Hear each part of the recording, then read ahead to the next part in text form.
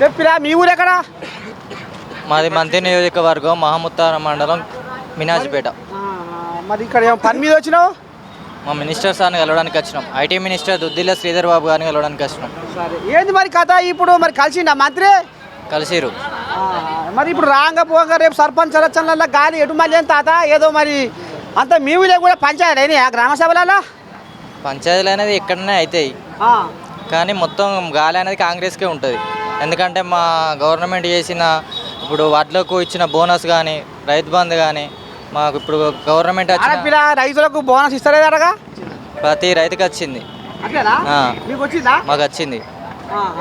మరి రుణమాఫీ అందరికి కాలేదటగా? రుణమాఫీ అయింది కదా, 2 లక్షలు ఉన్న వారికి అందరికీ అయింది. మొత్తానికైతే ఇప్పుడు సర్పంచ్ ఎలక్షన్లలో గాలి మొత్తం కాంగ్రెసే ఉంటుంది. మనది ఎక్కడ? మంత్రి నువ్వు అదేనా? అయితే ఈ కోయిల మంచిగా శాయసుక తాకుంటే ముచ్చట్లు పెడుతున్నాయి. మరి ఇప్పుడు బీసీ కులగణన అని పెట్టిరు. మరి అందులో అంత లెక్క అంతా గజిబిజి లెక్క చేసిర్రు. బీసీలను 21 లక్షల మందిని బీసీలను గడ్డగా మీరు అనేది ఆంబాయం వెళ్ళబోసుకుంటారు. మరి ఎందుకు ఇట్లా తప్పుల తడక చేసిర్రు బీసీల లెక్క? ఒకవేళ బీసీలు మరి లెక్క చూపితే ఏమన్నా మాకు ఎసరు వస్తుందనా? ఎట్లా ఏంది ఏం కథ వీళ్ళు అంటురుగా బీఆర్ఎస్ వాళ్ళు?